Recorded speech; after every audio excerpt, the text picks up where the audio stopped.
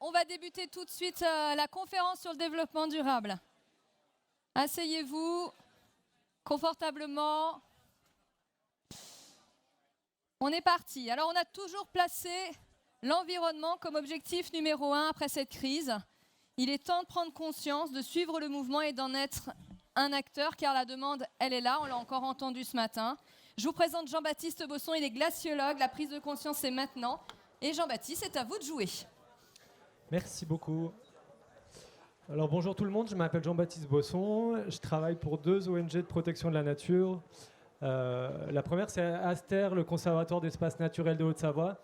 En fait on gère les 9 réserves naturelles nationales de Haute-Savoie. Moi je m'occupe des missions scientifiques, mais il y en a 2 juste à côté de nous, il y a le Roc de Cher qui est juste là, et le bout du lac d'Annecy, c'est 2 réserves naturelles d'importance nationale qui sont protégées. Et moi je m'occupe des missions scientifiques, notamment sur les glaciers, mais aussi sur ces réserves. Et je travaille aussi pour l'Union internationale pour la conservation de la nature. Donc si vous suivez un peu l'actualité, il y a le Congrès mondial de la nature en ce moment à Marseille, qui est justement organisé par cette ONG, qui est la plus grosse organisation de protection de la nature dans le monde. On m'a invité aujourd'hui pour parler des glaciers, pour dresser un peu le contexte, et puis pour essayer peut-être de continuer à éveiller les consciences et pousser à agir, j'espère. Donc je remercie vraiment beaucoup OSV de m'inviter aujourd'hui. Je suis très content d'être là. J'ai écouté des choses très intéressantes et rencontré des gens passionnants. Donc c'est déjà super sympa de mon côté jusqu'à maintenant. Ok, donc je vais parler pendant un petit quart d'heure de l'enjeu des glaciers et du climat. La première chose, c'est ce chiffre-là de 1 degré Celsius. En gros, c'est le réchauffement global sur Terre depuis 1900, qui est directement imputé à l'espèce humaine, à nos activités, aux émissions de gaz à effet de serre. Sur 1 degré de Celsius, de plus dans l'atmosphère, c'est imperceptible pour notre épiderme. Là, si on pouvait tourner le thermostat, on ne le ressentirait pas sur 1 degré Celsius. Et pour les glaciers, 1 degré Celsius, je vous ai juste mis un petit dessin là, c'est la mer de glace. Pour les glaciers alpins, 1 degré Celsius, c'est 80% du volume qui fond. En fait, vous entendez beaucoup parler les glaciologues, vous entendez beaucoup parler des glaciers, c'est pas parce on étudie un objet exceptionnel, et j'espère qu'à la fin vous vous rendrez compte, on n'est pas les plus intelligents, on n'est pas les meilleurs, c'est pas pour ça qu'on parle le plus, c'est parce qu'on étudie un objet qui est hyper sensible aux fluctuations climatiques, et à peine on tourne un petit peu le thermostat sur Terre, en tout cas on modifie un petit peu le système climatique, les glaciers réagissent en direct, et donc nous en étudiant les glaciers, on arrive à comprendre ce qui se passe et à donner un petit peu l'ordre de grandeur de ce qui se passe. Donc voilà, 1 degré pour la mer de glace. Je vous ai juste mis entre 1820 et aujourd'hui le paysage. Mais il faut bien comprendre que c'est des gros glaçons qui sont en train de fondre et que malheureusement, quoi qu'il arrive, même si demain on stabilise le climat, ces grands glaçons ils vont continuer à fondre parce qu'ils vont jusqu'à un nouvel équilibre, parce qu'ils mettent du temps à fondre. Les glaciers, c'est quoi ? Je vous ai mis cette vidéo de mon ami Luc Moreau, avec qui on travaille à suivre quelques glaciers dans le massif du Mont Blanc. C'est une super vidéo du glacier des Bossons, là, dans la partie haute, vers le refuge des Grands Mulets. En fait, les glaciers vont se former partout sur Terre où vous avez ce qu'on appelle les neiges éternelles. Donc les neiges éternelles, peu à peu, elles vont s'accumuler d'une année à l'autre, elles vont recouvrir les anciennes neiges, et notre tout petit flocon individuel du début, peu à peu, il va se compacter, il va s'associer aux autres flocons d'à côté, et ça va nous faire une grosse masse de glace hyper dure, hyper résistante, et très homogène. Donc un glacier, c'est pas un lac d'un coup qui gèle sur Terre et qui commence à s'écouler, c'est les neiges éternelles qui peu à peu se transforment et forment un gros amas de glace. Et puis en raison de la gravité, cet amas de glace, en fait, il est visqueux. Il a à peu près le même principe que c'est un peu comme du Nutella ou du miel qui s'écoulerait sur Terre. Hein. Il a vraiment là, on voit très bien avec les timelapses que fait Luc le glissement des glaciers. Et donc ça rend la chose encore plus merveilleuse. Hein, je crois ce mouvement, on voit bien les crevasses au milieu qui montrent ces glissements. Et les glaciers, on en trouve du coup partout sur Terre, on aura les neiges éternelles. Et donc c'est à peu près sur tous les continents du monde. Hein. Il y a même des glaciers en Afrique, il y a même des glaciers en Indonésie. Malheureusement, ils ne sont pas en très bonne santé. Mais c'est tous les points noirs que je vous ai mis là sur cette carte. Et puis il y a 2 gigaglaciers, de glaciers continentaux qui sont évidemment les calottes continentales du Groenland et de l'Antarctique. Ça, ces 2 glaciers, c'est 99,5% des masses de glace. Hein. C'est des masses qui sont gigantesques. Et puis ailleurs, les autres glaciers qu'on a dans le monde et dans les Alpes, c'est plus de 200 000. Dans les Alpes, c'est plus de 3 500. que vous voyez ici sur la carte. Et puis, un chiffre on en parlera tout à l'heure, mais les glaciers sur Terre, ils stockent énormément d'eau, et à mesure qu'ils fondent, vous entendez que le niveau marin il augmente. En fait, tous les points noirs et les 2 masses blanches que vous avez là sur la carte, ils stockent 66 mètres d'eau équivalent marin. Ça veut dire que si instantanément on faisait disparaître ces points noirs et ces 2 masses blanches, le niveau marin il augmente de 66 mètres.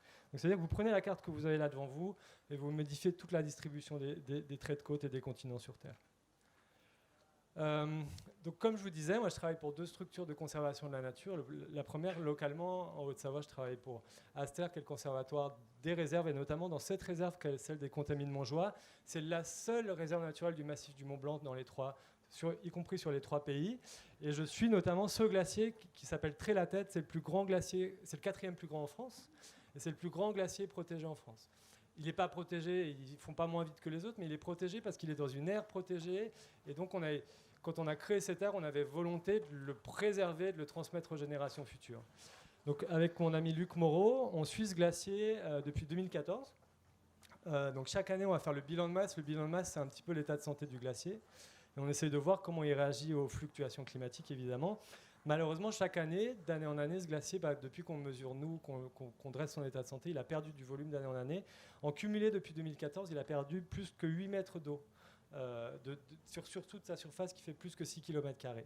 Et puis, juste pour vous donner peut-être un ordre de grandeur, l'équivalent de ce qu'a fondu, c'est 17 000 piscines olympiques. Donc, c'est 17 000 piscines olympiques qu'on a remplies d'eau et qui ont été évacuées comme ça, qui ont été turbinées notamment, qui ont été consommées peut-être par les hommes en partie, mais qui à la fin de l'histoire aussi arrivent vers la mer Méditerranée et contribuent à l'élévation du niveau marin.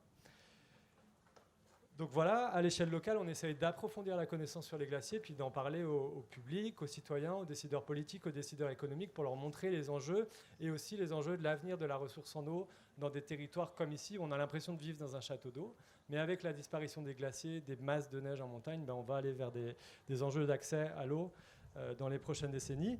Et la deuxième ONG pour laquelle je travaille, comme je vous disais, c'est l'Union internationale pour la conservation de la nature. Et notamment, je travaille pour eux, avec l'UNESCO, sur la gestion et la connaissance des sites du patrimoine mondial de l'humanité. Donc là, c'est les 250 sites sur Terre les plus importants pour la nature, tous les grands parcs nationaux que vous connaissez, la Grande Barrière de Corail, l'Everest, etc.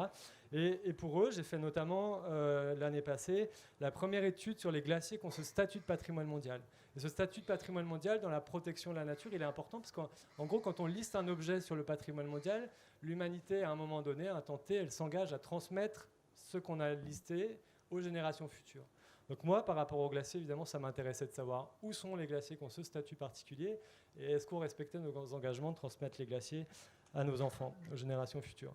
Donc le premier exercice, c'était juste, on va vraiment aller très vite, c'est de cartographier tous ces glaciers sur Terre. C'est tous les points rouges que je vous ai mis, c'est 19 000 glaciers, puis beaucoup de glaciers stars, un peu, si vous voulez, le plus haut qui est sur l'Everest, comme là j'ai mis en bas, le plus rapide au monde qui est le Jakobshavn au Groenland, etc. Donc plein de superstars. Et en gros, 10% des glaciers, ils ont ce statut de protection très fort. Et puis la deuxième étape de cette étude, c'était de regarder justement comment ils réagissent au changement climatique contemporain et dans quel état de santé ils sont, ces glaciers. Ça, c'est le grand glacier des Alpes, c'est le glacier d'Aletsch en Suisse, dans le Valais. Il fait 23 km de long.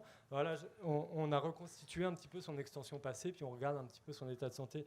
Donc à la fois sur le passé récent, mais surtout ce qui était encore plus important, il me semble, notamment en travaillant avec un collègue suisse de Zurich, c'est de modéliser l'avenir de ces glaciers, de voir vers quoi on va, est-ce qu'on va les conserver ou pas. Et en gros, de manière assez simple, on pourrait dire qu'il y a 2 grandes tendances qui émergent pour l'avenir en fonction des émissions de gaz à effet de serre et donc des politiques climatiques sur Terre au niveau global. En gros, on a un scénario qui est le business as usual, où on continue à ne pas prendre la question climatique au sérieux sur Terre, comme c'est le cas à l'heure actuelle. Et on va vers une disparition sur ces glaciers, mais c'est très représentatif de ce qu'on pourrait avoir tous les glaciers. Une disparition d'une grosse partie de cette masse déjà d'ici à 2100, donc c'est très vite à l'échelle du temps géologique et on va dire à l'échelle du temps des glaciers aussi. Et puis inexorablement, on va vers une extinction des glaciers. Pardon, je vais parler dans le micro. On va vers une extinction des glaciers quoi qu'il arrive parce qu'on aura enclenché quelque chose d'irréversible. Et puis à l'inverse, si on arrive cette transition énergétique, climatique, environnementale, on peut limiter les émissions globales et sauver une immense quantité de glace. J'espère que c'est ce que vous retiendrez aujourd'hui de mon intervention, mais je vais le redire après. Dans ce papier, on se posait des questions de base, mais que peu de glaciologues se posent. C'est en travaillant pour l'IUCN, donc l'organisme qui est là pour protéger la nature sur Terre. Moi, mes collègues, c'est quasiment que des biologistes. Et quand je disais je suis glaciologue, ils me voient un peu comme un ovni. Donc j'essayais de leur prouver, ou de prouver aux décideurs politiques et économiques, mais est-ce que c'est important et pourquoi on doit sauver les glaciers sur Terre? Ou est-ce que c'est juste un délire pour glaciologues? Évidemment, je pense que vous allez vite comprendre, vous savez déjà que ce n'est pas juste un délire de glaciologue. La première chose qui est fondamentale, c'est que les glaciers, c'est une des 5 pierres angulaires du climat terrestre. En fait, les glaciers, c'est 10% de la planète qui est blanche, qui est froide, et qui renvoie énormément du rayonnement solaire. Si on perd ces 10%, c'est comme dans les vêtements outdoor, hein, quand on est habillé en blanc en été, on n'a pas très chaud, puis quand on est habillé en noir, on a beaucoup plus chaud, on absorbe beaucoup plus de rayonnement solaire. C'est pareil pour la planète Terre, si elle perd ces 10% blancs, qui joue un super rôle de miroir pour le rayonnement solaire, elle va d'autant plus se réchauffer d'elle-même. On va avoir moins d'eau froide, d'air froid produit, etc. Donc on a un réchauffement qui va être d'autant plus important. Donc on a besoin des glaciers pour stabiliser le climat.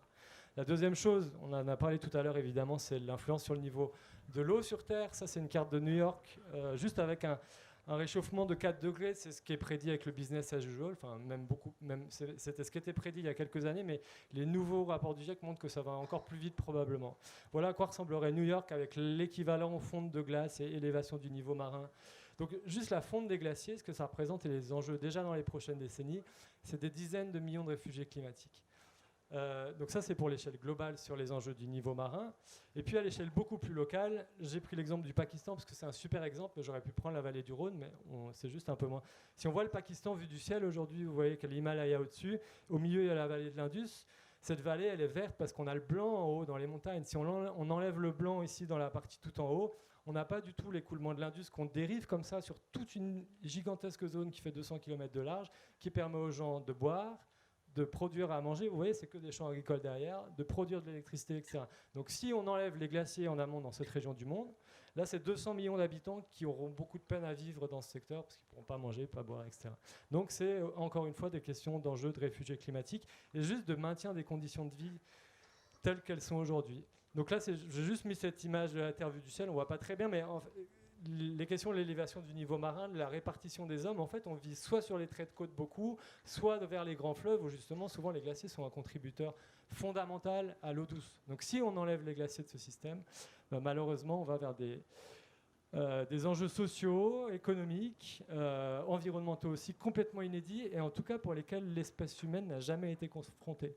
L'espèce humaine, l'Homo sapiens, nous, on est là depuis 300 000 ans sur Terre, on a une espèce de singe, on n'a jamais connu la Terre avec des glaciers aussi petits qu'aujourd'hui. Et encore plus, encore moins avec les glaciers qu'on modélise demain. Donc maintenant qu'on sait qu'il faut tout faire pour sauver les glaciers, dans ce papier, on disait qu'est-ce qu'on peut faire pour les protéger. Donc, il y a des solutions locales qui sont proposées comme ça, comme des bâches sur les glaciers. Comme en Suisse, là, il y a un projet à Morteratsch de mettre des canons à neige en haut des glaciers. Moi, je dis tout le temps ça, c'est comme si vous souffrez d'une hémorragie, vous allez aux urgences, ils vous collent un micro-pansement sur un tout petit bout de la plaie, puis ils vous renvoient à la maison. On n'a pas traité la cause du problème, on a géré très très localement la conséquence. En général, c'est pour des questions touristiques. Je pense que personne veut faire une photo de paysage qui ressemble à ça et l'afficher dans son salon, même si c'est plutôt sympa les glaciers, mais on ne veut pas avoir des bâches comme ça sur toutes nos montagnes, donc c'est assez ubuesque. Il n'y a pas de solution locale pour sauver les glaciers. La seule chose qu'on peut faire, c'est de limiter le réchauffement global, et donc c'est d'agir sur le climat de l'échelle individuelle à l'échelle collective. Le message clé que je veux dire aujourd'hui, c'est qu'il n'est vraiment pas trop tard pour sauver les glaciers et pour stabiliser évidemment le climat. C'est tous les enjeux du rapport du GIEC que vous entendez, de l'engagement des citoyens, des scientifiques, c'est dire qu'on vit les 20 prochaines années, c'est les 20 plus importantes de l'histoire de l'humanité, parce qu'après on enclenche des scénarios irréversibles, on ne pourra pas revenir en arrière sur ces questions de climat, de fonte des glaciers, d'élévation du niveau marin, etc. etc. C'est d'ici 20 ans que tout se joue.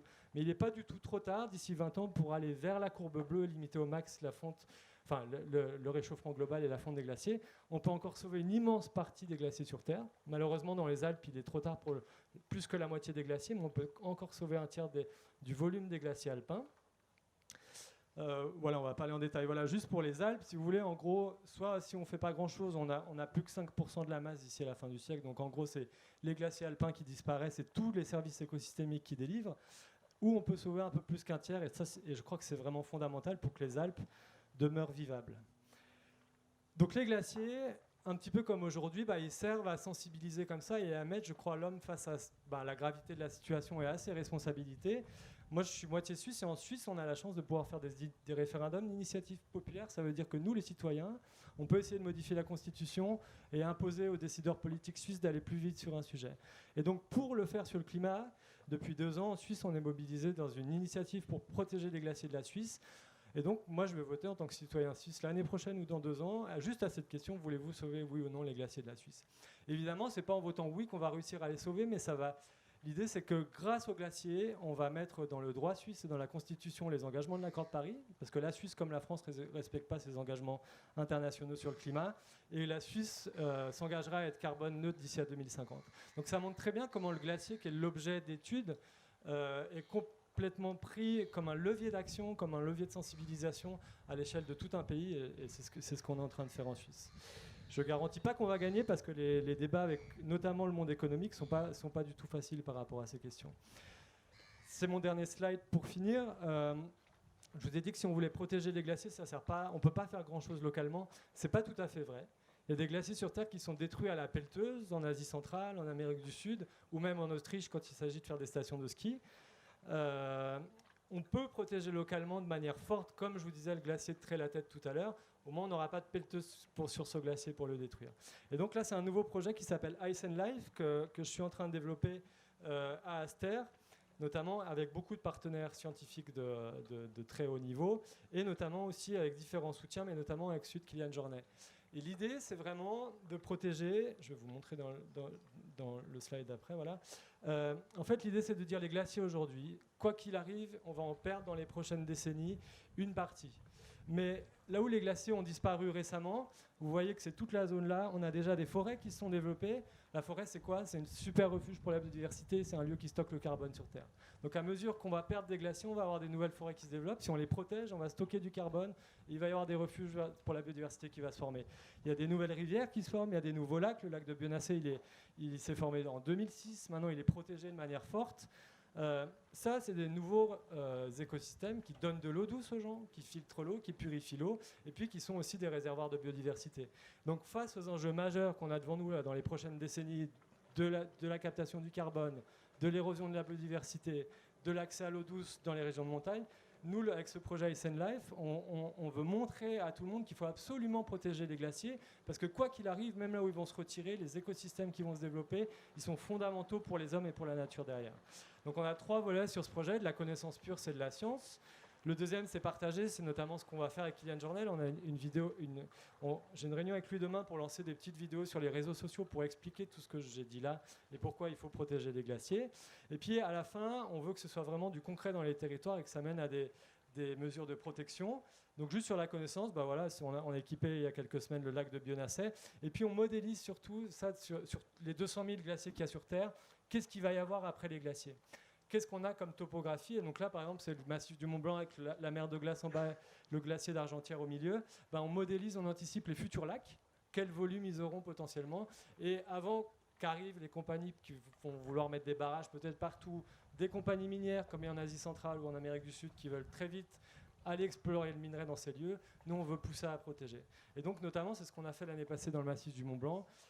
En contribuant à la nouvelle aire de protection qui a été créée sur la demande du président Macron, qui s'appelle la PHN du Mont Blanc. Et donc c'est avec tous ces arguments que j'ai donné au service de l'État qu'on a réussi notamment à protéger cette zone et à étendre les limites vers l'aval.